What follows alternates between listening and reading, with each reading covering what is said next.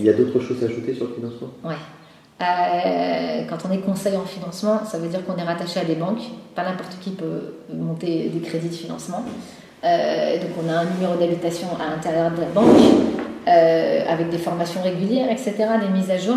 Il faut savoir que toutes les informations qu'on vous donne au jour où vous achetez n'est pas valable au moment où vous prenez votre crédit. Enfin, en tout cas, n'est pas sûr d'être valable au moment où vous prenez le crédit. Donc quand les gens ils sont à la limite comme ça, des revenus, moi je fais toujours une demande de financement préalable. D'accord. Il faut savoir que le prêt hypothécaire, c'est pas comme en France, ça se monte pas en 7 jours. Ici, ça se monte en 3 mois, minimum.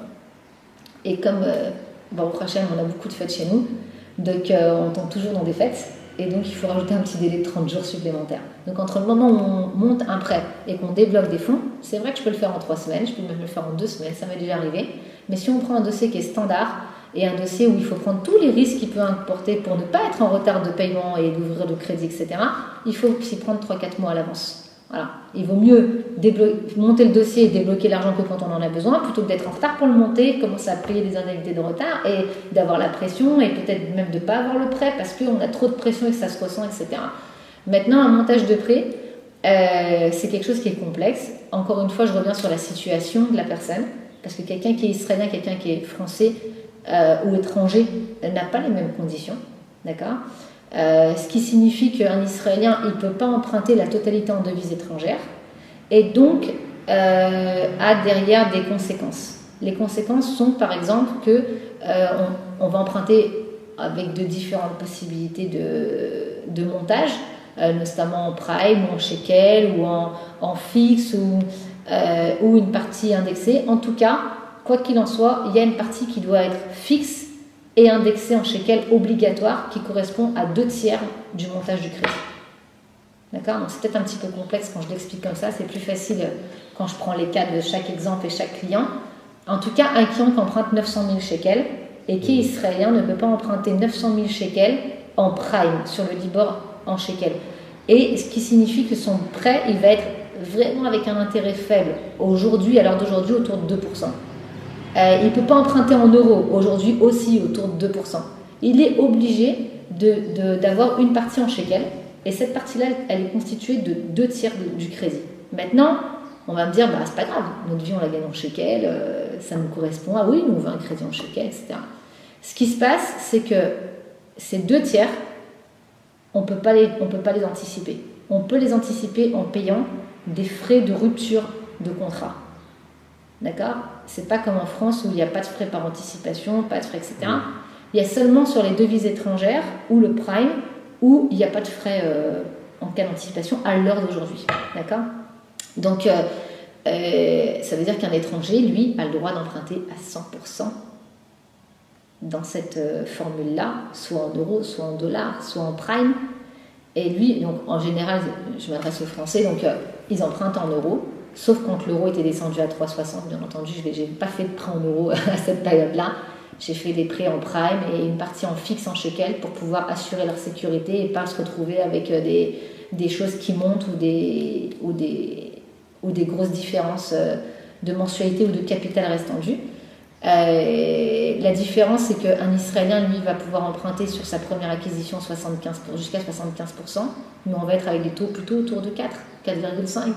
3,8. Chaque dossier est différent, chaque cas est différent, chaque montant et durée différencie ça, mais c'est à peu près la fourchette à aujourd'hui. Et derrière, on va avoir un prêt qui va être complètement en euros ou autre. Au dernier nouvelle, j'ai fait un prêt à 2,08% sur 25 ans en euros. Et voilà, donc c'est aussi, il faut savoir le monter. C'est pas juste avoir une autorisation de prêt. Avoir une autorisation de prêt, c'est une chose. C'est-à-dire que la banque, elle est d'accord de vous emprunter, de vous donner les 1 million de shekels que vous réclamez. Mais après, il faut savoir comment monter son prêt. La banque, elle ne va pas vous donner des ficelles, il vaut mieux faire ça, il vaut mieux faire ça, il vaut mieux faire ça. Elle va vous donner ce qui l'arrange à elle ou selon les quotas que vous avez envie, qu'ils ont envie de respecter à ce moment-là. Après, toute la partie hypothèque, etc., quand on fait un crédit, il faut savoir qu'il y a tous des enregistrements à faire, etc. et qu'on ne peut pas les faire soi-même, à part en vivant ici, tout simplement. Ou à part, et en parlant la langue, bien entendu, ou à part en prenant un avocat qui s'en occupe, et moyennant un coût supplémentaire encore, mais qui ne va pas s'occuper de la partie négociation, ni du taux du crédit, ni des acceptations, ni rien. Il est là pour faire la partie juridique. Ok. Donc il n'existe pas de société, ou très peu à ma connaissance en tout cas, qui propose un service qui est clé en main au niveau du financement. Ça veut dire qu'aujourd'hui, la partie financière, il y a beaucoup de sociétés qui se sont montées, mais s'occupent uniquement des acceptations de crédit. Ça veut dire du plafond que vous avez demandé, sur la durée que vous avez demandé, et au meilleur taux qu'ils ont pu avoir.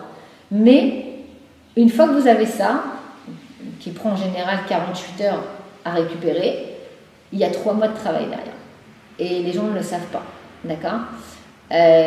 Donc pourquoi personne s'en occupe derrière de toute cette paperasserie et toutes ces procédures ?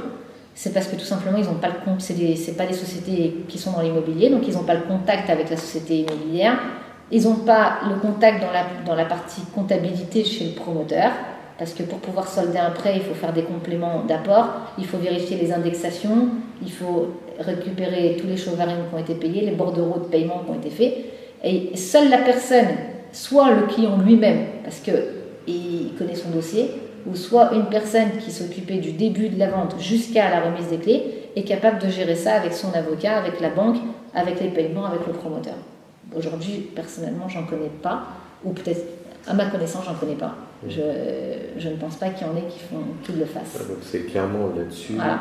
Donc c'est là le point fort d'Israël Service, puisqu'on propose un service qui est clé en main, aussi bien sur la partie immobilière de trouver un appartement, aussi bien sur la partie financement et paiement, vérification des indexations, des paiements qui ont été faits.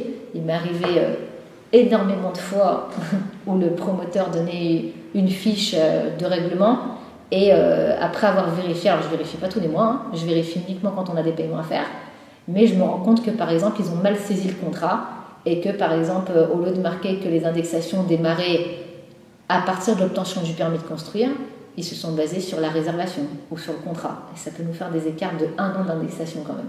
Donc sur des appartements à 2 millions, on monte vite à 30 000 shekels, 15 000, 17 000, 12 000. En tout cas, à l'heure d'aujourd'hui, il m'est rarement arrivé une fois où le montant était le bon à payer, quoi qu'il en soit. Les gens ne le savent pas. Les avocats, et c'est pas leur métier, ils sont pas comptables, ils savent lire, ils savent écrire, ils sont dans la partie juridique, ils connaissent les droits, mais ils sont incapables de déchiffrer les indexations. Et d'ailleurs, ça leur importe peu que vous payez 14 000 shekels ou 2 000 shekels de moins, c'est pas leur partie. C'est une partie qui est strictement commerciale. Ça fait partie des services donc. Oui. Qui serait le service. Exactement.